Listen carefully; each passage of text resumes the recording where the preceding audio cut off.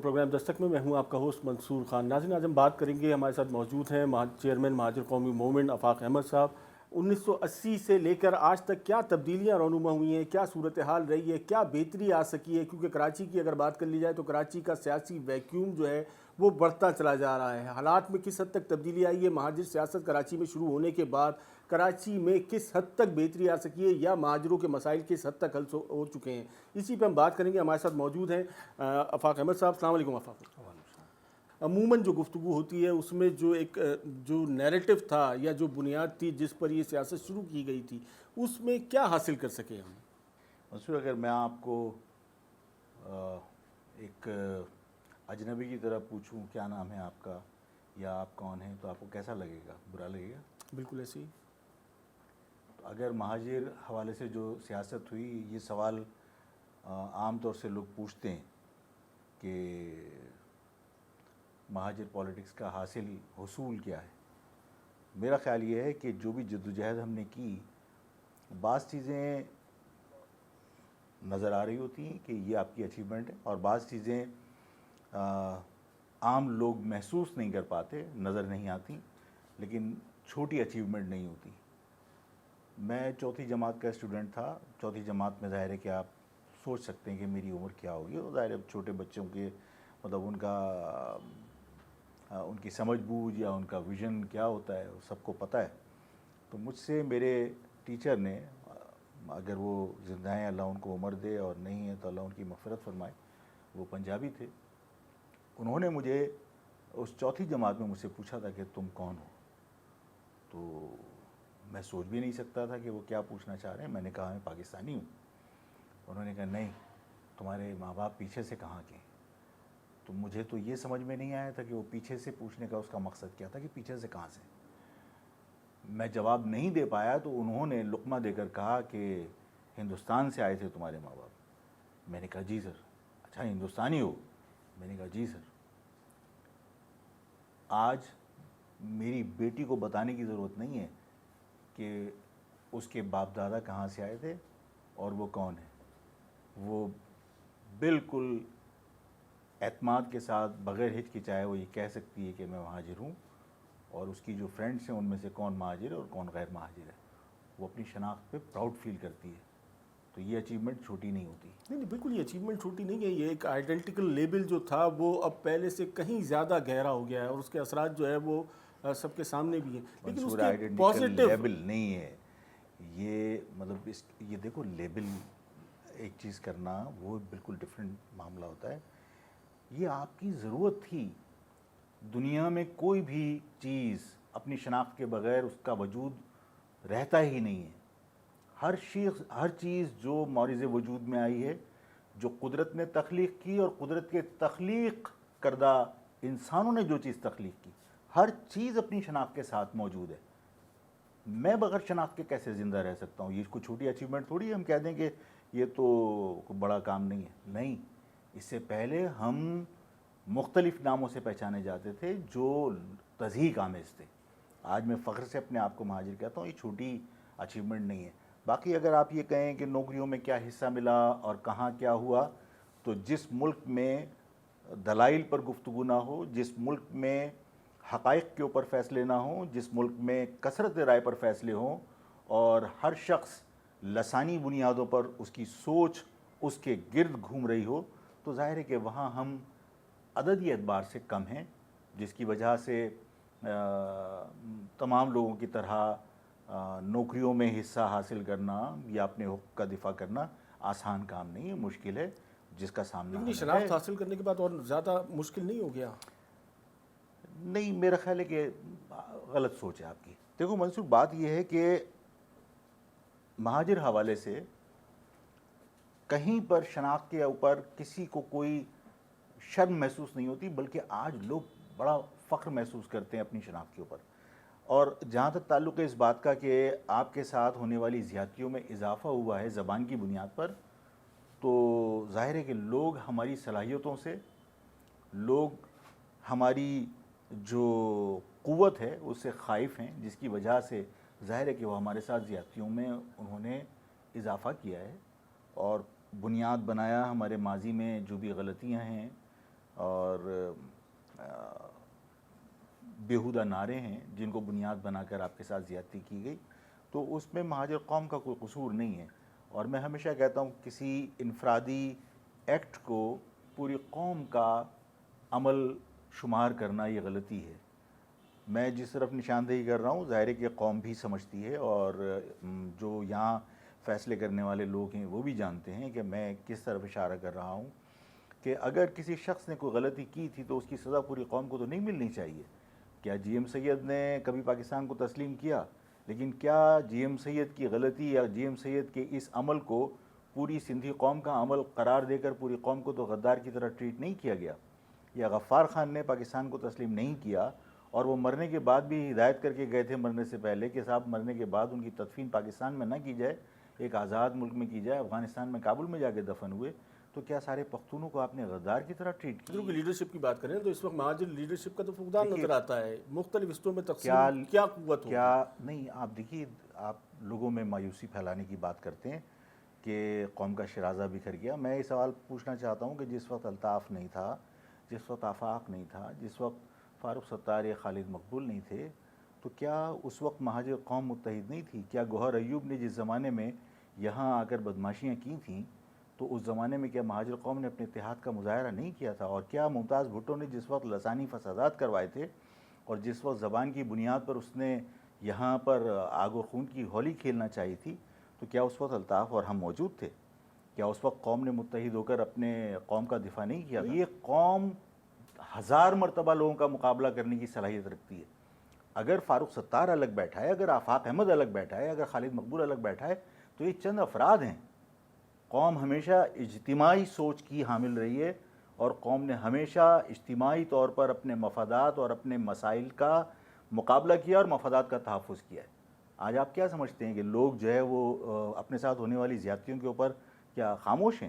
نہیں بالکل سوشل نالا میڈیا، ہے، لیکن وہ اس کا مقصد یہ ہے کہ قوم نہ ان کے اندر جدوجہد کا جذبہ کم ہوا ہے، نہ ان کے اتحاد کی طاقت میں کوئی کمی آئی ہے۔ دنیا اگر یہ سمجھتی ہے کہ صاحب اس طرح شرازہ بکھیر کے وہ اس مہاجر قوم کے اوپر فتح حاصل کر لیں گے اور یہ علاقہ مفتوحہ علاقہ ہوگا، ایسا ہو نہیں سکتا۔ اس شہر پر قبضے کی جنگ کی وجہ سے مہاجروں کو اقلیت میں تبدیل کر دینے کی کوشش میں اس شہر میں لا کے کچی آبادیاں بسائی گئی ہیں، جس کی وجہ سے شہر کا انفراسٹرکچر تباہ ہو گیا ہے۔ تو اس میں کہاں اس میں مہاجر قوم کے اتحاد کا عمل دخل نظر آتا ہے؟ آپ لیڈرشپ کو کیا سمجھتے ہیں؟ مطلب کوئی بہت زیادہ ہاتھ ہلا کے کھڑا ہوگا تو وہ لیڈر ہے، یا قوم اس کے پیچھے جو ہے وہ اگر بھاگ رہی ہوگی تو لیڈر ہے؟ نہیں، آج اپنا رونا کہاں روئیں، کس سے آ کے کہیں؟ پہلے 90 کھلتا سارے لوگ 90 پہ رونا روتے تھے یا بیت الحمزہ پہ رونا روتے تھے۔ اس میں کوئی شک و شبہ نہیں ہے کہ اس وقت جو ہے وہ بظاہر آپ کو لوگ تقسیم نظر آ رہے ہیں، لیکن یہ افراد ہیں، چند افراد ہیں، قوم نہیں ہے۔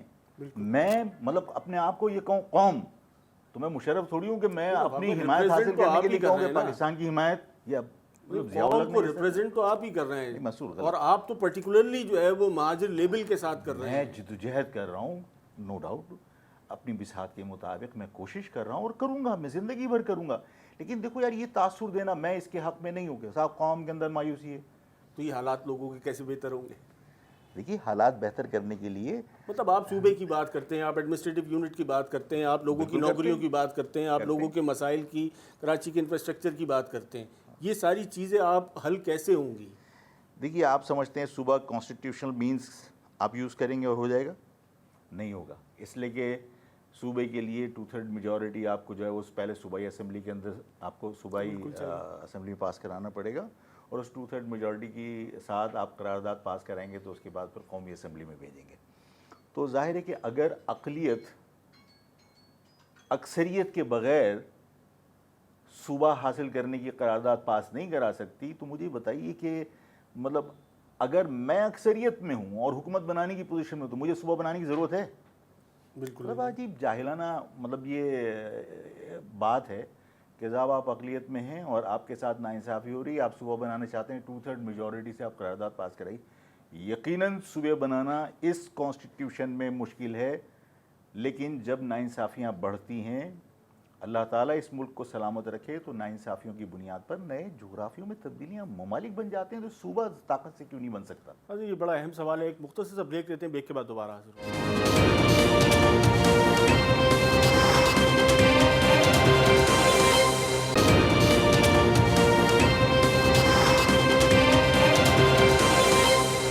ویلکم بیک ناظرین. ہم ذکر کر رہے تھے اس وقت کراچی کے حالات کا، بالخصوص اربن سندھ میں جس کمیونٹی کو آفاق احمد صاحب ریپریزنٹ کرتے ہیں اس کی کیا صورتحال ہے، اس میں کیا پیش رفت ہوئی ہے. 80 کی دہائی کے بعد سے جو یہ سلسلہ شروع ہوا تھا آج کہاں پہنچا ہے.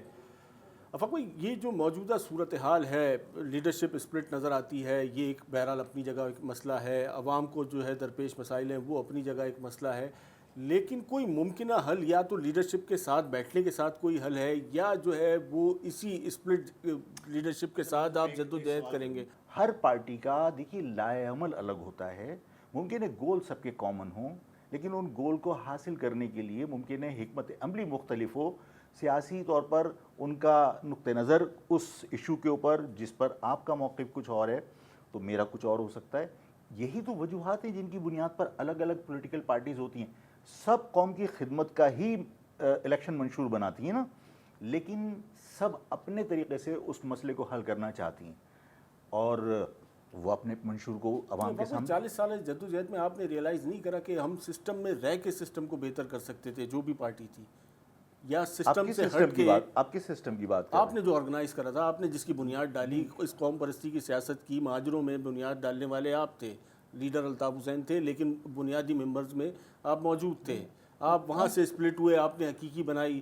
آج اس کی ایک اور شاخ جو ہے وہ آپ ایک اور اسپلٹ نظر آتا ہے. اب دیکھو، مطلب آفاق احمد نکلے نہیں. آفاق احمد نے مہاجر قومی موومنٹ ہی قائم رکھی اور مہاجر قومنٹ سے انہوں نے اپنا تعلق ختم نہیں کیا. مہاجر قومنٹ ختم کر کے متحدہ تو کسی اور نے بنائی. اگر ہم مہاجر قومی موومنٹ کے ساتھ نہ جڑے رہتے تو اس مہاجر قومی موومنٹ کو تو دفن کرنے کی پوری تیاری کی گئی تھی نا. تو میری تو کبھی علیحدگی نہیں ہوئی مہاجر قومنٹ سے. میں نے تو کبھی علیحدگی اختیار نہیں کی مہاجر قومنٹ سے. میں نے تو اس نظریے کو کبھی نہیں چھوڑا جس نظریے کو جامعہ کراچی سے آپ نے سٹارٹ کیا. یا تو آپ کنونس ہو جاتے یا انہیں کنونس کر لیتے، اس اسپلٹ سے باہر نکل آتے. میں آپ کی اس بات سے اتفاق کرتا ہوں، یہ بات آپ کی درست ہے. میں بالکل ایگری کرتا ہوں کہ مجھے ان کو کنونس کر لینا چاہیے تھا، اور اگر میں کنونس نہیں کر سکا تو میں اپنی جگہ پر قائم ہوں، لیکن مجھے کنونس کر لینا چاہیے تھا. ممکن ہے کہ وہ اپنے آپ کو درست سمجھ رہے ہوں، میں نے کوشش کی ہو، لیکن یہاں میں ایگری کرتا ہوں. 30 سال کا عرصہ ہے، 3 دہائیاں ہیں، 3 دہائیوں میں اس پہ پیش رفت نہیں ہو سکی. اس کو کیا کہیں گے؟ مطلب اس کو ذاتی انات کہیں یا قوم کیا کہیں؟ یہاں تو 30 سال میں اگر کوئی پیش رفت ہم نے دیکھی تو وہ یہ دیکھی، آج آپ محافل میں جو ہے وہ اگر ملاقات کرتے ہیں تو بہت بہتر طریقے سے کر لیتے ہیں. اس سے پہلے صورتحال بہت مختلف تھی. نہیں، یہ بھی ابھی ہوا. بالکل میں یہی کہہ رہا ہوں. ٹھیک ہے نا، یہ بھی ابھی ہوا. اس کا مقصد ہے ٹالرنس اگر پیدا ہو رہا ہے ایک دوسرے کے لیے، اگر آپ کہیں فلیکسیبلٹی شو کر رہے ہو تو یہ ایک اچھا سائن ہے کہ بھئی ہم سیاسی اختلافات کی بنیاد پر ایک دوسرے کے ساتھ دست و گریبان ہوں. یہ اچھی بات نہیں ہے. آپ کا جذبہ بھی ہے کہ آپ اپنی قوم کو کچھ ڈیلیور کرنا چاہتے ہیں، ہمارا جذبہ بھی ہے. آپ سمجھتے ہیں کہ صاحب آپ جو ہے وہ ضروری تھوڑی ہے کہ مہاجر نام پر پالیٹکس کریں تو آپ خدمت کریں. آپ متحدہ کے نام پر مہاجر قوم کو کچھ دے سکتے ہیں، آپ وہ کوشش کر رہے ہیں. میں یہ سمجھتا ہوں کہ آپ اپنی شناخت کے ساتھ زندہ رہ کر اپنے حقوق حاصل کرنے کی جدوجہد کرو. میں اپنی جگہ پر اپنے آپ کو درست سمجھتا ہوں، لیکن دونوں اپنی قوم کے لیے تو سنسیئر ہیں. اگر کر رہے ہیں تو کرنے دو ان کو، لیکن اس میں آپ قوم میں یہ احساس پیدا کریں کہ دیکھیے یہ سب لوگ الگ الگ سیاست کر رہے ہیں. اس سے پہلے کیا مذہبی جماعتیں ساری کی ساری مختلف سمتوں میں کام نہیں کر رہی تھیں؟ کیا مذہب کے خلاف تھیں وہ لوگ؟ ایک دوسرے کے اگر نظریات کے بنیاد پر الگ الگ پولیٹیکل پارٹیز تھیں. مین اسٹریم کی پولیٹیکل پارٹیز کیا ملک کے خلاف؟ یہ فیصلہ عوام کو کرنے دیجیے. اسی طرح یہاں اگر الیکشنز ہیں اور الیکشنز کے اندر لوگ ووٹ ڈالتے ہیں تو ہم نے کبھی کسی کے مینڈیٹ کو یہ تو نہیں کہا کہ عوام نے غلط فیصلہ کیا. ٹھیک ہے، عوام کا فیصلہ، اس کا احترام کرنا چاہیے. کل اگر آپ متحدہ کے مینڈیٹ کو آپ اس کی احترام نہ کرتے تو یہاں کراچی کے اندر معاملات چلتے. اور آج اگر آپ انجینئرڈ الیکشن کے تھرو اگر آپ یہاں کے جو مینڈیٹ ہے اس کو آپ اسنیچ کرنا چاہیں تو ظاہر ہے اس کے ریزلٹس آپ کے سامنے آ رہے ہیں نا. تو اس میں قوم کا کہیں اس میں مایوسی کا عنصر مجھے نظر نہیں آتا، کہیں قوم کے اندر ڈویژن نظر نہیں آتی۔ قوم اگر علاقائی بنیاد پر 10 مختلف پارٹیوں کو بھی اگر ووٹ ڈال دے نا، تو مہاجر حوالے سے مہاجر قوم کا اجتماعی سوچ اپنی جگہ موجود ہے۔ وہ اپنے ساتھ ہونے والی زیادتیوں میں پیپلز پارٹی میں بھی رہ کر اسی انداز میں سوچتے ہیں جس انداز میں آفاق احمد مہاجر قومنٹ میں رہ کر سوچتا ہے، جس طرح ممکن ہے کہ فاروق ستار اپنے گروپ میں رہ کر سوچتے ہوں۔ پیپلز پارٹی کے اندر جو مہاجر ہے وہ بھی اسی انداز میں سوچتا ہے جس انداز میں سوچتا ہوں کہ زبان کی بنیاد پر اس کے ساتھ بھی زیادتی ہو رہی ہے۔ تو جو سوچ ہے وہ تو سب کی یکساں اجتماعی ہے، اور وہ ظاہر ہے کہ ان مظالم کے اوپر اگر یکساں سوچ رکھتے ہیں تو کہیں ایک دوسرے کی حمایت بھی کرتے ہوں گے، اور انشاءاللہ تعالی یہ جو آپ کو وقتی طور پر یہ پریشانیاں نظر آ رہی ہیں یہ کوئی ہمیشہ تو نہیں رہیں گی۔ اس سے پہلے بھی آپ کو پتہ ہے کہ کتنی مرتبہ کرائسس آئے ہیں اور قوم نے ان حالات کا مقابلہ کیا ہے۔ آج تو دشمن ایک بڑا امپورٹنٹ سوال جو ہے وہ آپ کو لے کے بہت اٹھتا ہے کہ ذوالفقار مرزا سے آپ کی بہت قربتیں رہی اور اس دور میں رہی کہ جس دور میں جو ہے وہ کراچی کے حالات بھی کوئی لا اینڈ آرڈر کے حوالے سے بہت اچھے نہیں تھے۔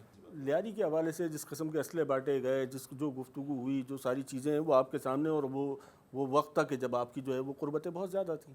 دیکھیے ایک قیدی کے اوپر آپ یہ پابندی لگائیں گے وہ کسی کو آنے والے کو، اور وہ بھی انٹیریئر منسٹر، وہ ہوم منسٹر تھا، تو اگر وہ میرے پاس آئے اور جیل کے اندر میں ان کے پاس ان کو ریسیو کیا، میں نے کہا ٹھیک ہے آپ آؤ بیٹھو چائے پیو، تو اس میں ظاہر ہے کہ کوئی قباحت نہیں ہے، اور ظاہر ہے کہ میں پولیٹیکل آدمی ہوں، ہر ایک سے ملتا ہوں اور میری دشمنیاں کسی سے نہیں ہیں۔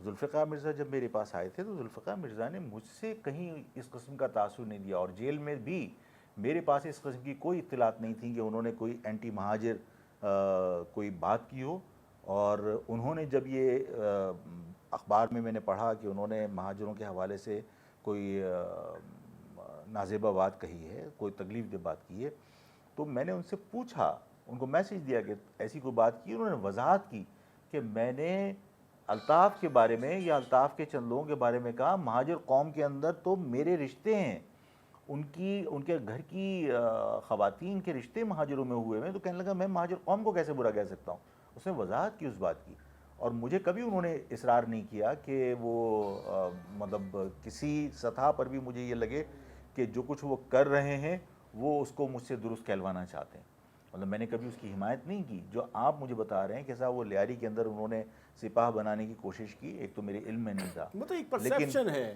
پرسیپشن آپ سے ملاقات کا ایک پرسیپشن ہے، لیاری میں جو کچھ ہوتا رہا، کراچی میں جو کچھ ہوتا رہا، یہ ایک پرسیپشن ہے۔ دیکھو میں تو ملا تو کبھی چھپ کے نہیں ملا، اس لیے کہ میں کبھی بھی کوئی کام کسی کے خوف سے نہ روکتا ہوں نہ کسی کے خوف سے کرتا ہوں، جو مجھے بہتر لگتا ہے وہ میں کرتا ہوں۔ میرے پاس ذوالفقار مرزا آئے، میں نے ان کو میری جو قوم کی اقدار ہیں کہ آنے والے کو ظاہر ہے کہ میں دھکے دے کے بھگا نہیں سکتا، میں نے اس کو ویلکم کیا، اس کو میں نے جو عزت دینی تھی وہ دی، میں نے اس کی مہمان نوازی کی، اس لیے کہ ڈاکٹر صاحب میرے پاس آئے تھے اور انہوں نے لیاری کے اندر کسی تقریب میں مجھے میرا خیال ہے شاید اس کی رحمان کی یا عزیر کی، شاید سوری عزیر کی وہ دستار بندی تھی، اس میں وہاں انہوں نے باقاعدہ ڈاکٹر پرویز بھی وہیں موجود تھے اسٹیج پر، انہوں نے مائک آن کر کے اناؤنسمنٹ سنائے مجھے کہ وہاں اناؤنسمنٹ ہو رہے تھے کہ آفاق بھائی آنے والے ہیں، اور بلوچستان کے سردار وہاں آئے ہوئے تھے اور ڈاکٹر صاحب بھی وہاں موجود تھے۔ تو میں نے فون پہ ڈائریکٹلی کہا، میں نے کہا کہ آپ کیسے توقع کر سکتے ہیں کہ میں عزیر کے ہاں چلا جاؤں گا، اس لیے کہ میرے پاس جو اطلاعات ہیں اور جو مجھے لوگوں نے بتایا کہ عزیر نے تو لوگوں کو بسوں سے اتار کے مہاجروں کو آرا مشین پہ کٹوا دیا، تو میں اس شخص کو جہاں میرے لوگوں کا قتل کیا گیا ہو میں وہاں اس کی دستار بندی میں شریک ہوں گا۔ تو میں نے کہا آپ کو یہ سوچنا نہیں چاہیے تھا، تو میں وہاں تو نہیں گیا، تو مجھے ڈاکٹر صاحب نے کوئی مار نہیں دیا یا ڈاکٹر صاحب سے میرے کوئی مطلب کوئی دشمنی نہیں ہو گئی۔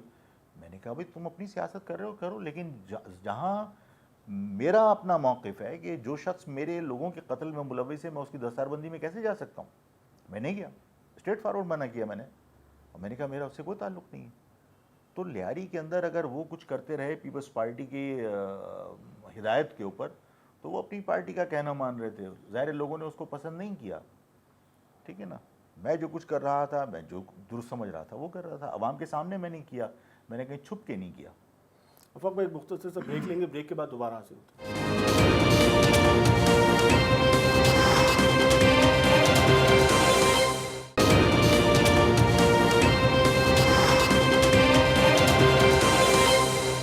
ویلکم بیک ناظرین. ہم ذکر کر رہے تھے کراچی کی صورتحال کا, کراچی کے سیاست کا, بالخصوص سب سے پہلے جو ہے وہ بلدیاتی الیکشن کے حوالے سے کیا دیکھتے ہیں. پچھلے جو الیکشنز تھے ان کو جو ہے وہ مکمل طور پہ کسی بھی جماعت کے حوالے سے دیکھا جائے تو ان کو انجینئرڈ کہا جاتا ہے, رگ کہا جاتا, مطلب بے تحاشا جو ہے وہ عوام موجود ہیں. آئندہ کیا دیکھ رہے ہیں؟ دیکھیں, لوکل گورنمنٹ کی الیکشنز ہوں یا قومی اور صوبائی اسمبلی کے الیکشنز ہوں, الیکشنز میں عوام کو آزادانہ ووٹ دینے کا حق جب تک نہیں ملے گا اور اس میں ریگنگ کی جائے گی یا انجینئرڈ کیا جائے گا الیکشنز کو, تو ظاہر ہے کہ ووٹ کی قدر ختم ہو جائے گی. لوگوں کو جب بار بار یہ احساس ہوگا کہ ہمارے ووٹ ڈالنے سے کوئی تبدیلی نہیں آئے گی اور ہمارے ووٹ ڈالنے سے کوئی انتخاب جیتے گا نہیں, ہارے گا نہیں, بلکہ بلیک بورڈ پر لکھنے والے جو لوگ لکھا کرتے ہیں وہی اس انتخاب کا نتیجہ لکھیں گے, تو لوگ ووٹ ڈالنے سے ظاہر گریز کریں گے, جو اچھا عمل نہیں ہے. اس لیے کہ انتخاب جو ہے وہ جو آپ کے نیب کا ادارہ ہے نا, اس سے زیادہ بہتر احتساب کا عمل ہے. اس لیے کہ اگر عوام کو یہ احساس ہو کہ کسی غلط آدمی کو ووٹ نہ ڈالا جائے تو اس سے بڑا احتساب کوئی نہیں ہے. تو جو بھی بلدیاتی انتخابات ہونے ہیں اس میں فیئر الیکشن ہونے چاہیے. اور موجودہ جو بلدیاتی نظام ہے, موجودہ دوسری جو بلدیاتی نظام کی جہاں تک آپ دیکھیں, یہ بہت بڑا مسئلہ ہے اور اس کے اوپر ظاہر ہے کہ بہت لمبی نشست کرنی کراچی پڑے کے گی. حوالے سے اگر بات کی جائے میں تو مطلب کراچی ایک راہ ہے کہ جس سے جو ہے وہ کراچی کے مسائل, کراچی کے لوگوں کے مسائل کسی حد تک ایڈریس ہو سکتے ہیں. میں کراچی کے حوالے سے ہی بات کرنا چاہتا ہوں. اگر ایک جملے میں کہا جائے تو ظاہر ہے کہ جس طرح صوبائی حکومت کو وفاق نے اختیارات منتقل کیے ہیں, اسی طرح شہری حکومتوں کو اس کے جو جائز اختیارات ہیں وہ منتقل کر دیے جانے چاہیے. سمپل سی بات ہے. لیکن اگر آپ پوچھیں کہ صاحب یہ آج سندھ بلڈنگ کنٹرول اتھارٹی جو پہلے کراچی بلڈنگ کنٹرول اتھارٹی تھی وہ سندھ بلڈنگ میں کیسے کنورٹ ہو گئی. واٹر بورڈ کا ادارہ جس کو ہیڈ جو ہے وہ میونسپل کارپوریشن کا سربراہ کیا کرتا تھا, آج ایک منسٹر کیوں ہیڈ کر رہا ہے اس کو. یا آپ کا سینیٹری کا سارا نظام, یا آپ کے ہاں کوڑا اٹھانے کا سارا نظام, یہ سارا کا سارا پہلے لوکل گورنمنٹ کے پاس تھا, آج وہ ٹھیکے پر سندھ گورنمنٹ کے ذریعے کیوں دیا گیا. یہ سارے معاملات کی اگر آپ تہہ میں جائیں گے تو یہ تنہا سندھ گورنمنٹ نے نہیں کیا. جس زمانے میں ارشد العباد متحدہ قومی موومنٹ کو ریپرزینٹ کیا کرتے تھے, اس زمانے میں اگر کوئی نوٹیفیکیشنز بھی جاری ہوئے تو اس کی توثیق گورنر کرتے رہے ہیں, اور گورنر میٹنگ میں متحدہ قومی موومنٹ کی نمائندگی کیا کرتے تھے. ان کی مشاورت سے تمام فیصلے کیے گئے. کراچی بلڈنگ کنٹرول اتھارٹی کو سندھ بلڈنگ کنٹرول اتھارٹی میں بنانے کے بعد سندھ کو یہ اختیار دے دیا گیا کہ وہ دادو اور لاڑکانہ سے لا کے کراچی کی اداروں کے اندر اپنے لوگوں کو بٹھا دیں. اسی طرح واٹر اینڈ سیوریج بورڈ کا حال کیا گیا, اسی طرح کے ایم سی کے تمام اداروں کا حال کیا گیا. تو دیکھیے کے ایم سی میں اگر آج آپ یہ کہیں کہ صاحب اختیارات, تو بالکل دو لفظوں میں تو یہی کہا جا سکتا ہے کہ جس طرح 18ویں ترمیم کے بعد صوبوں کو اختیارات وفاق سے منتقل ہوئے, اسی طرح شہری اداروں کو ان کے اختیارات منتقل کر دیے جانے چاہیے تھے. صوبے کو شہری حکومت اپنے ہاتھ میں نہیں رکھنی چاہیے. مختصر جواب. لیکن لوکل گورنمنٹ کے جو لوگ ذمہ دار تھے انہوں نے بھی اپنا حق ادا نہیں کیا. جو ان کو جتنے بھی محدود وسائل اگر میسر تھے بھی تو ان کا استعمال نہیں کیا. آج ایڈمنسٹریٹر آتے کے ساتھ ہی نمایاں طور پر سویپنگ اسٹاف ڈبل بلکہ ٹرپل نظر آ رہا ہے. اس کا مقصد ہے وہ تھا ان کی تنخواہیں کہیں اور جا رہی تھیں. مالی جو کبھی پارکوں میں نظر نہیں آتے تھے آج پارک میں نظر آ رہے ہیں. اس کا مقصد یہ ہے کہ وہ مالی پہلے تنخواہ گھر بیٹھ کے لے رہے تھے اور آدھی تنخواہ کہیں اور جا رہی تھی. تو جو محدود اختیارات بھی اگر تھے تو ان کو بھی ہم نے پراپر استعمال نہیں کیا اپنی قوم کی بھلائی کے لیے. زیادہ بہتر نہیں کہ صوبے کی بات کی جا رہی ہے, ایڈمنسٹریٹو یونٹ کی بات کی جا رہی ہے, بلدیاتی نظام کو مضبوط یا اس کو فعال بنانے کے حوالے سے جو ہے وہ کوئی ڈرائیو چلائی جاتی؟ نہیں, بلدیاتی نظام کی جہاں دیکھیے میں نے اگر آپ سے صوبے کی بات کی ہے کہ بھئی اس وقت صوبے کا مطالبہ زوروں پر ہے اور عوام کی خواہش ہے، تو عوام کی اس خواہش کا احترام کیا جانا چاہیے، وفاق کو اس معاملے میں انٹروین کرنا چاہیے۔ دیکھیے بات یہ ہے کہ جب ہم یہ دیکھ رہے ہیں کہ صوبہ لسانی بنیادوں پر تمام فیصلے کر رہا ہے، ہم ان سے یہ توقع رکھیں کہ لوکل گورنمنٹ کا نظام ان کی حکومت میں بہتر ہو جائے گا تو ممکن نہیں ہے۔ مسئلوں کا حل یہی نظر آتا ہے کہ روز روز رونے کی بجائے ایک مرتبہ پوری طاقت سے جدوجہد کی جائے، اور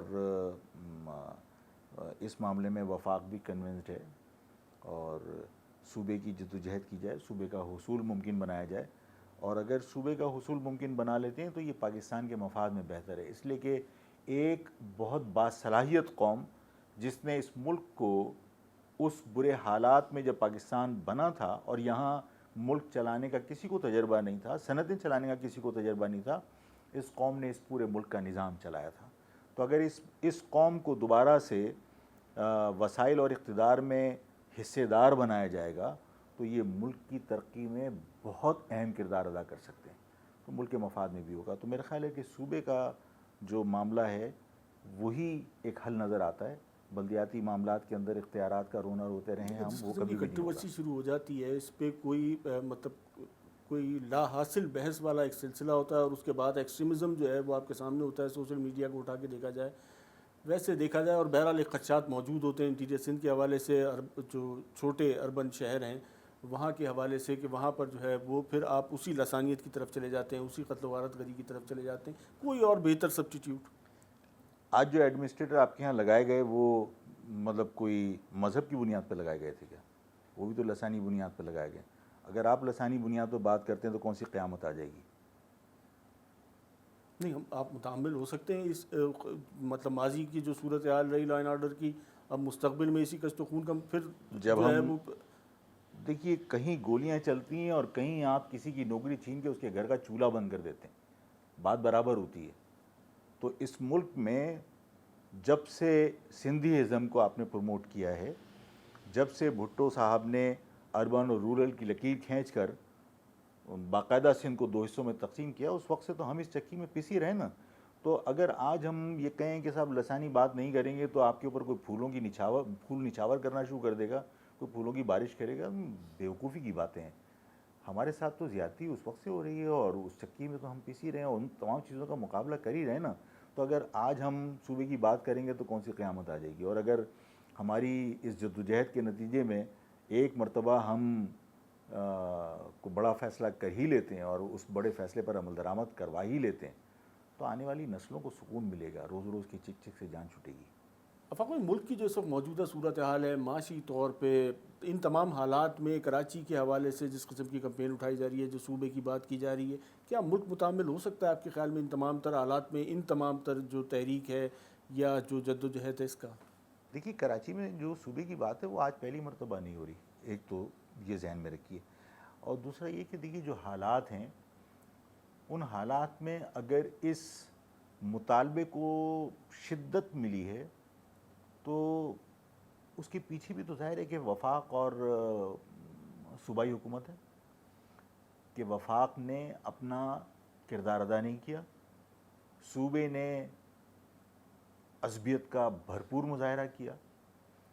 یعنی ہم یہ دیکھتے ہیں کہ جو صوبہ جو شہری علاقے صوبے کے بجٹ کا 90% سے زیادہ تنہا ادا کر رہے ہوتے ہیں، انہیں آپ پورے بجٹ کا 2% 3% سے زیادہ نہیں دیتے، اور وہ بھی سندھی جو بیوروکریٹ ہیں ان کے ہاتھوں میں دے کر اس کی بھی تقسیم کر دی جاتی ہے۔ یہی وجہ ہے کہ شہر کا برا حال ہے۔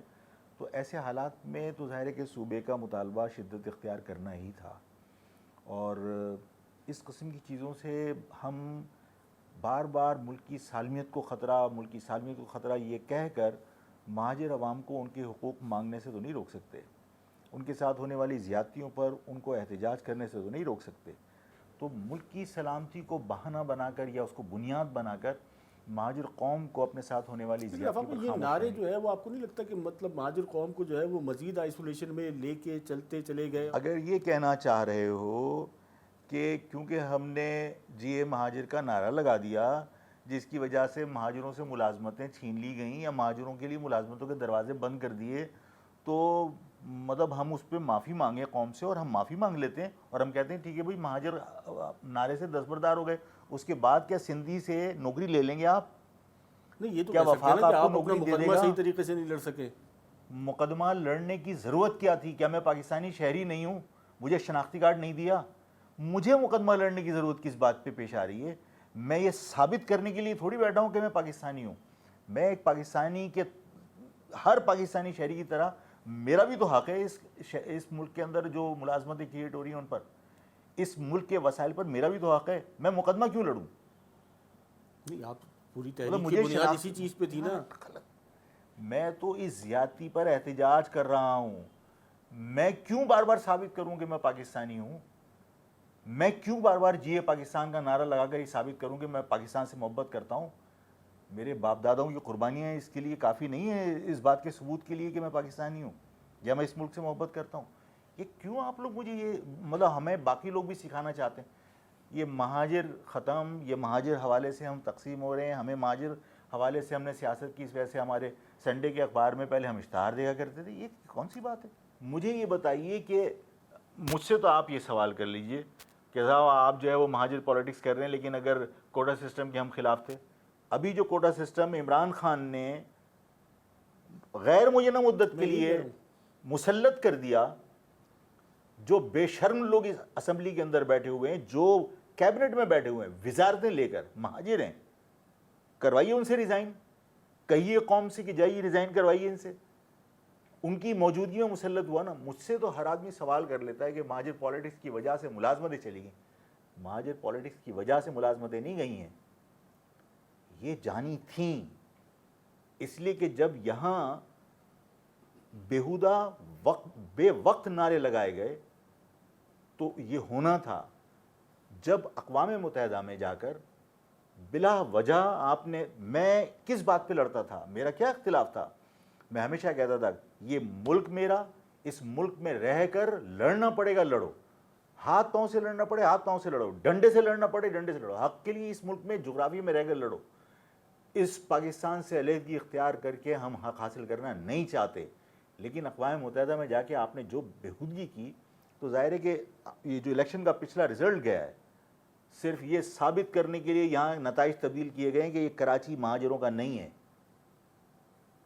یہاں سے چیمہ جیتا ہے، ڈوگر جیتا ہے، محسود جیتا ہے، جن کے قبائلی علاقوں میں ان کے مقامی آدمی کی انگلی پکڑے بغیر گلی میں آپ چل نہیں سکتے.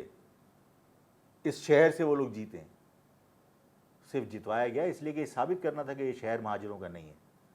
سینسس کے ریزلٹس آج تک ہائی کورٹ اور سپریم کورٹ کے اندر جمع نہیں کرائے گئے ان کی حکم کے باوجود، صرف اس لیے کہ سینسس ہوئے ہی غلط ہے.